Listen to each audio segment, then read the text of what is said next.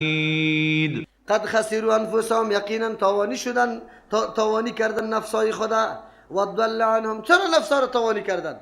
تمامی عمر در بیراه رفتن، مخالفت دین الله را کردن، دشمنی با دین الله داشتن. و ضل، گمراه شدن از یا ما او معبودا کانو که بودن یفترون، از خود ساخته بودن، دروغ جور کرده بودن. کجا شدو؟ ان ربکم الله الذی، آلی الله را بر ما رای شناختیش معرفی میکنه. او ذات کدام ذاتی که کدام ذات است که ما پرستش میکنیم، صفاتای خصوصیش. ان ربکم، یقینا پروردگار متصرف کارساز شما، الله متعال است. کدام الله؟ الذی، هم اللهی که خلق السماوات والارض، پیدا کرد آسمان و زمین. در این صفت امروی الله کسی شریک داره؟ نه ملک، نه پیغمبر، نه ولی، نه جنی، نه انسی، هیچ کس هم شریک نیست. پس در پیدایش آسمان و زمین هیچ کس الله شریک نداره.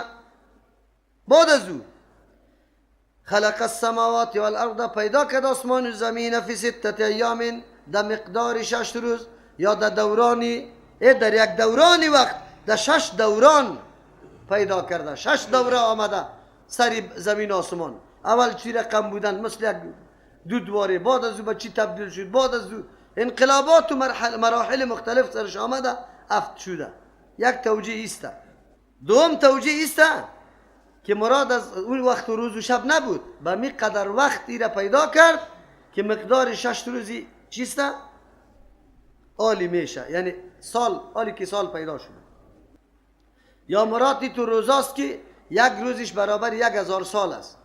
الله متعال بر ما گفت که آسمان و زمین الله پیدا کرده، یا به مراحل پیدا کرده، یا به مقدار 6 روز، و یا است که مراد از روزها برابر روزهای آخرت است، برابر 1000 سال است. امکانات در کلش موجود است. قرآن همی قدر گفته که در مقدار 6 روز الله پیدا کرده، بر ما همی قدر کفایت میکنه. شروع از روزی که شده یک شنبه، ختم در روز جمعه شده، روز شنبه همینطور خالی خالی باقی مانده. ان ربکم الله، یقینا متصرف شما او الله است. خلق السماوات، که پیدا کرد آسمان ها و الارض، زمین، فی 6 ایام، در مقدار 6 روز. ثم استوى علی العرش، بعد از او برابر شده امو رقم که لایق شان الله است. علی العرش، بالای عرش، که عرش بالای تمام مخلوقات قرار داره. الله متعال سر از او برابر شده، امو رقم که لایق شان کیست؟ الله متعال است. یغش اللیل النهار، می پوشانه شب بالای روز. یطلبو، که طلب میکنه شب روزه، یا روز شب، حسیسا بجلتی. و الشمس والقمر، پیدا کرده آفتاب و مهتاب، و النجوم، پیدا کرده آفتاب و مهتاب، و النجوم، ستاره ها را، مسخرات، که تابع است مطابق فرمانی، که تابع کرده شده مطابق فرمان مؤمن. بامره، به دستور الله متعال، یا به حکم و فرمان الله. الا، خبردار، له الخلق، در اختیار الله است پیدا کردن، والامر، دستورات دادن. تبارک الله رب العالمین، برکت دهنده است تو ذاتی که تربیت مخلوقات. دلایل شناخت و معرفت الله بیان میشه. مردمی که در شرک مبتلا شده، الله میگه ما وسایل شناخت خود برشان روان کرده، موجود است، لیکن مردم توجه نکرد، از غفلت کار گرفت. ان ربکم، یقینا متصرف، مالک، مصلح و مدبر شما. کلی معانی در اینجا درست است. ذاتی که شما را، اختیارات شما در پیشش است، متصرف در تمام احوال و حالات شما تصرف میتونه. ان ربکم، مصلح و مدبر شما. الله است، او الله الذی خلق السماوات، و الله که آسمان ها را پیدا کرده، والارض، زمین پیدا کرده، فی 6 ایام، در مقدار 6 روز. چرا در او وقتا روز و شب نبوده؟ چطور خیر 6 روز میگه؟ یعنی امی قدر وقت بوده که برابر 6 روزی دنیا میشد. یک توجیه است. دوم مراد از ایام مراحل است. در 6 مرحله الله متعال آسمان و زمین پیدا کرده. مرحله اول دودواری بوده، بعد از او تبدیل به چیزی دیگری شده، تا اینکه اینمی آسمان و زمین به وجود آمده، الله متعال پیدا کرده. سوم ترجمه، روزا مراد از روزای آخرت است که یک روزش برابر 1000 سال است.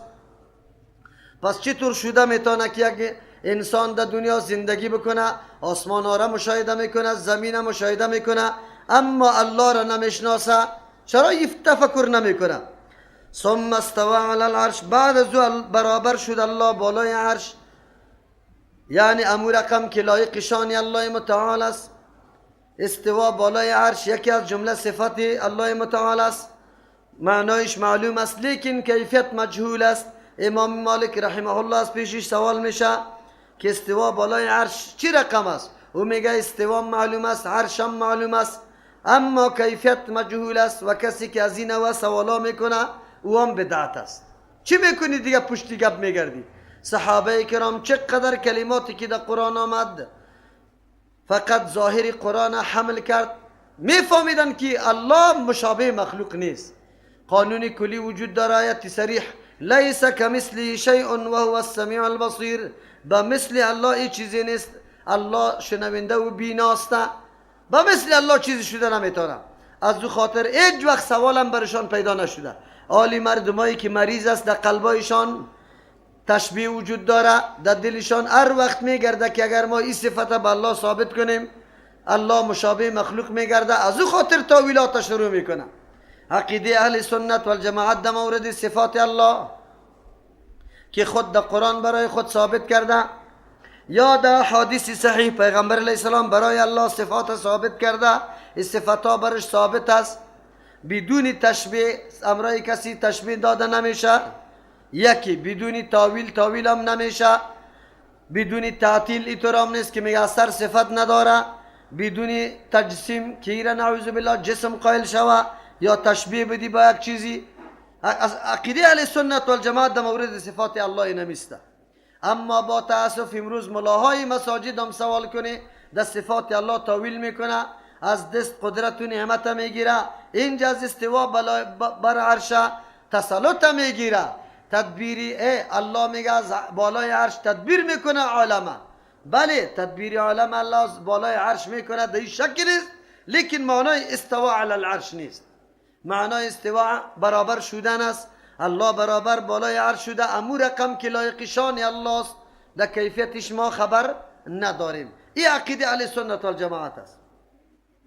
صفات الله خب عرشی که تمامی مخلوقات در بر گرفته، چرا؟ در حدیث میاد تمام آسمان ها و زمین ها در مقابل کرسی الله به اندازه یک حلقه انگشتری است که در بیابان انداخته باشی، همینطور یک حیثیت داره. کرسی در برابر عرش الله حیثیت چی را داره؟ حلقه انگشتری که در بیابان باشه. اینالی عرش بزرگترین مخلوق الله بر عرش است. این آیت امیر بر ما میگه. پس جایی که قرآن آمده که الله معکم، الله امرای شماست، به اعتبار علم و قدرت است. صفت الله محیط است، یعنی علم الله محیط است، هیچ چیز از علم الله بیرون نیست. قدرت الله محیط است، کل چیزها را احاطه کرده. مردمایی که میگه الله هر جا است، این گپ غلط است، این عقیده حلولی است. کسانی که قائل به است که مخلوق و خالق یک وجود داره، اونم این عقیده مزخرف و الحادی است.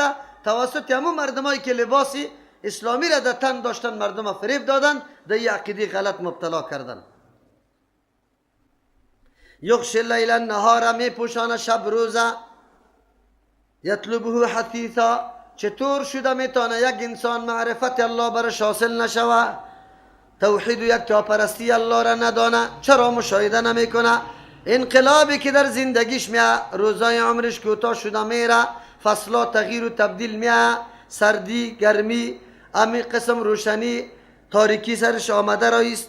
از او خاطر الله میفرمه شب و روز میبینه که به یک نظم خاصی حرکت میکنه. یطلبه حسیسا، طلب میکنه شب امی روز حسیسا، به طلب کردن تیز. مراد از است آنقدر مراقبت داره، مچون که در یک دقیقه چقدر چیسته، چند در یک ثانیه یا یک دقیقه آفتاب که دور میخوره چقدر ثانیه را طی کرده رایسته. و الشمس و القمر، پیدا کرده آفتاب و مهتاب و النجوم، ستاره ها و سیاره های دیگر، مسخرات کتابی کرده شده، رام کرده شده، بی امرهی، به فرمان الله متعال برای انسان فکر نمیکنه. امی آفتاب و مهتاب منافعش چقدر برای مخلوق میرسه، کی پیدا کرده ایره و رام ساخته، در کار انسان ها موظف کرده شه. تو میتونستی که آفتاب و مهتاب از زیر اراده خود بیاری؟ قطعا نه. الا خبردار، باید الله را انسان بشناسه. له الخلق، ده اختیار الله است پیدا کردن، هیچ کسی دیگری پیدا کردن نمیتونه، بله ترکیب یک اجزا را قطع اجزای دیگه میکنه، اما از عدم یک چیز پیدا کردن هیچ کس نمیتونه. الا له الخلق، خبردار خاص برای الله است الخلق پیدا کردن، والامر فرمان دادن برای اینکه کدام چیز انجام داده شود، از کدام چیز منع شود، کدام چیز فرض است، کدام چیز فرض نیست. اینمی امر الله میکنه. یک ترجمه است. یا مراد از عالم امر عالم فرمان است. الله متعال از بالا فرمان روان میکنه، مطابقی فرمان در دنیا نظام الله عملی میشه. تبارک الله رب العالمین، برکت دهنده است الله و تر اللهی که رب العالمین تربیت کننده مخلوقات است، برکت دهنده است. مبارک یعنی برکت دهنده صفتی خاصی الله است، هیچ کسی دیگر مبارک گفته نمیتونیم یا چیسته که برکت دهنده باشه. چرا برکت دهنده تنها و تنها کیسته؟ الله متعال است. از همون خاطر الله را مبارک میگیم. بله بعضی چیزا مبارک برش گفته میتونیم که الله در او برکت انداخته. برکت خیر کثیر میگه، یا چیزی دائمی که از بین نمیره، زائل نمیشه، فنا نمیپذیره، او را برکت میگه. از او خاطر الله متعال تبارک الله برکت دهنده الله هست. چرا؟ توسط مهتاب و آفتاب و تغییرات شب و روز چقدر فایده ها برای مردم چی شد؟ حاصل شد. پس برکت دهنده رب العالمین پروردگار مخلوقات است. ادعو ربکم تضرعا و خفیه، بعد از تأمل در صفات الله معرفتشان برای شما حاصل میشه. چی بکنه انسان؟ بله حق داره الله بالای انسان که عاجزی به یک الله بکنه، خود محتاج فکر بکنه، خود مستغنی متکبر ندانه، به الله عاجزی بکنه. ادعو، شما آواز بده، طلب کنه، ربکم از پروردگارتان. ایرا میگه هدایات لازمه در مورد ذکر و دعا. چه قسم؟ الله اصل مقصد بیان میکنه که بنده عاجز استی، عبادت الله را بکو. آدابی دعا را برای تو بیان میکنه، شرایط دعا را. چی رقم؟ تضرعا به خفیه، به اظهار عجز، خیلی عاجزی تظاهر بکو. و خفیتا در حالتی که چی باشه؟ پنهان باشه، جهر نباشه. نه زمان دعا منظور میشه به نزد الله متعال که آداب مراعات شود، شرایط مراعات شود. این دعا خوینه دعا الله فرمان داد که طلب کو از پروردگارت تضرعا، به بسیار عاجزی، و خفیتا پنهان. انه لا يحب المعتدین، الله دوست نداره تجاوز کننده ها را. ادعو ربکم، طلب کنی پروردگارتان در هر حالت و در هر جای، در هر حاجت، در هر مشکل. الله فرمان میده، خود بر ما میگه که به الله آواز بده، طلب کنی. لیکن طلب مقرون و پیوست به بسیار کمال عاجزی باشه در بارگاه الله متعال. تضرعا، به تضرع و عاجزی. تضرع چی را میگه؟ کدام اثر انکسار و عاجزی که در ظاهر اعضای انسان معلوم میشه، این را تضرع میگه، که پیدا میشه از خشوع. خشوع صفت قلبی است. زمانی که هیبت الله در قلب انسان جا بگیره، بزرگی الله، بزرگی صفات الله در قلب انسان جا بگیره، بعد از او چی میشه؟ خامخا در اعضای تو آثار خشوع دیده میشه، اعضای تو خیلی عاجز میباشه، هر طرف نظر نمیکنی. تضرعا به کمال عاجزی، و خفیتا بدون جهر، که به جهر نباشه. انه لا يحب المعتدین، الله قانون داره که دوست نداره کسایی که تجاوز میکنه. از همون خاطر مفسرین نوشته میکنه ذکر و دعا بجز از اون مواردی که در شریعت ثابت است، در دیگه موارد جهر گفتنش بدعت است.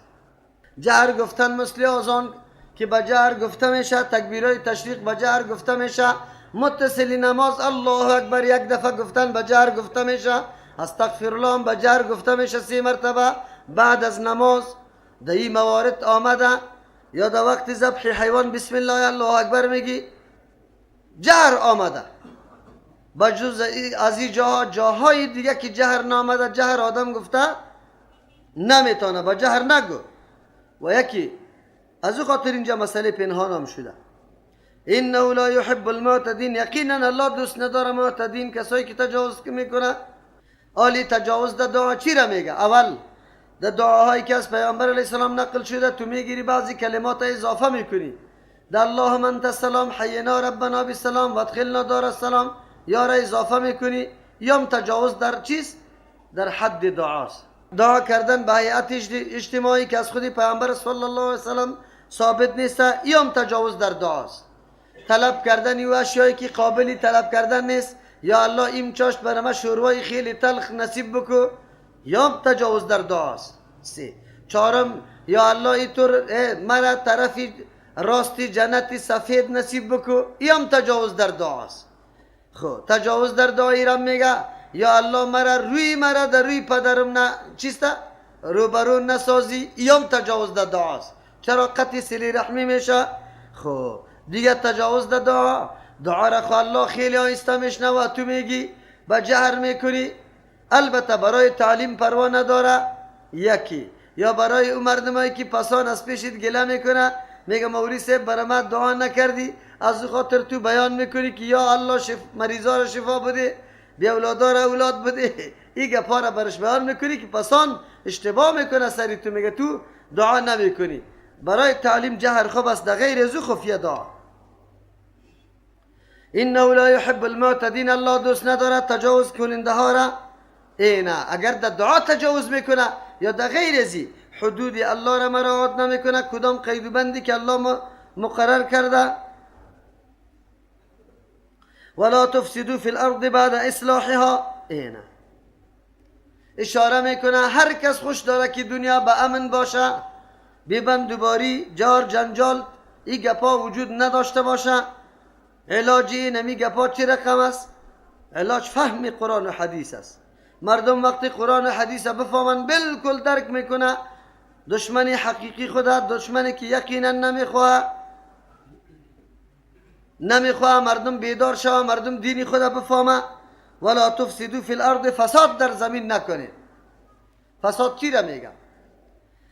هر چیز در جای مناسبش استعمال نکردن فساد است. هر چیز در جای مناسبش نه استعمال نکنی، این فساد است. فساد میگه در روی زمین نکنی.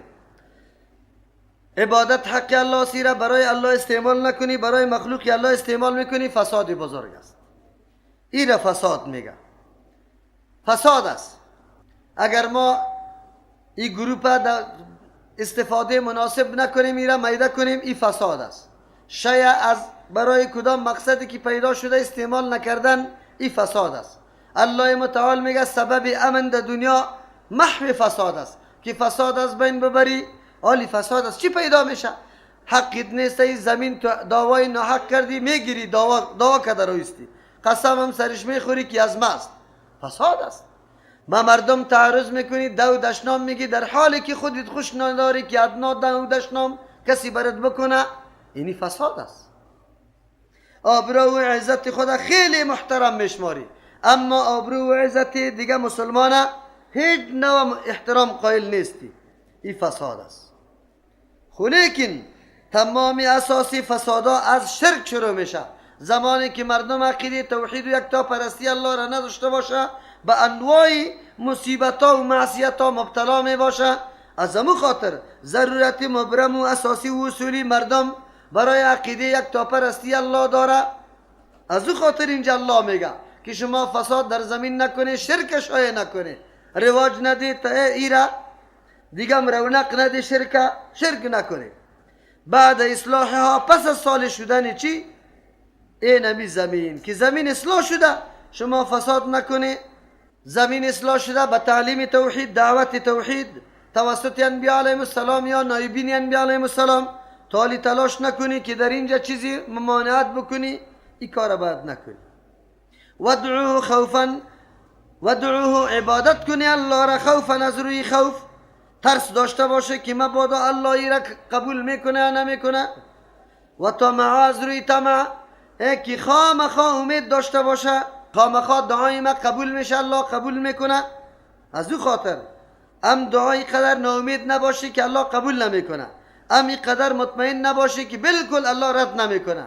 از او خاطر انسان در بین قرار بگیره، واسطه در بین شدی، در اینجا رد میشه، بالای دیگم الله امر میکنه و دعوه شما الله را طلب کنی آواز برش بدی خوفا از روی خوف و طمعا از روی طمع خوف از اینکه نعوذ بالله که مبادا من نعوذ بالله عباداتم قبول نباشه و من مرتکب جرایم شده باشم و در عذاب الله بسوزم از او خاطر گریان میکنه زمانی که عذابای جهنم در قرآن میآید این خود گرفته نمیتونه و طمع برای طمع ثواب الله را عبادت کنی طلب کنی آواز برش بدی یعنی طمع ثواب ای داره که همی کارا را انجام میده او اینیالی برای طمع ثواب عبادت کردن و یا از روی خوف عبادت کردن این را خودی الله متعال امر کرده بعضی مردم حالی پیدا شده میگه کسی از روی خوف و طمع عبادت الله را میکنه و موحد نیست موحد کسی است که فقط رضای الله را خواسته باشه از همون خاطر یک تعدادشی شعر گفته که ما به جنتت کار ندارم ما به جهنمت کار ندارم و کسی که به یا کار داره او مشرک است نعوذ بالله این گپ غلط است انبیاء علیهم السلام صفتشان چیست بگو عبادت الله را کردن از روی خوف و طمع و اینجا الله خود امر میکنه بنده را که هر وقت عبادت میکردی از ما طلب میکردی از روی خوف و طمع طلب بکن ان رحمت الله قریب من المحسنین بله طلبا خو خیلی زیاد میباشه کل انسانا دستارا بلند کرده شاید در این شب به نامش شب لیلت القدر آخریش شبای تاقی رمضان مبارک ما بود بسیاری مردم دستارا بلند کرده لیکن رحمت الله کی را فرا میگیره قرآن بیان میکنه ان رحمت الله یقینا رحمت الله قریب نزدیک است من المحسنین به کسایی که محسن است محسن کسی را میگه که عقیده خودم درست میکنه عملی خودم درست عقیده درست توسط قرآن میشه عمل درست توسط حدیث پیامبر صلی الله علیه و سلم میشه اون وقت آلی دیگه دعای تو قبول میشه که رحمت قریب محسنین و هو الذی الله ذاتی است یرسل الریاح کلش نشانه های قدرتی الله متعال بزرگ نشانه ها که توسط از او معرفت الله نصیب ما میگرده و این سببی چی؟ شناخت الله برای دیگران هم میشه کدام است الله؟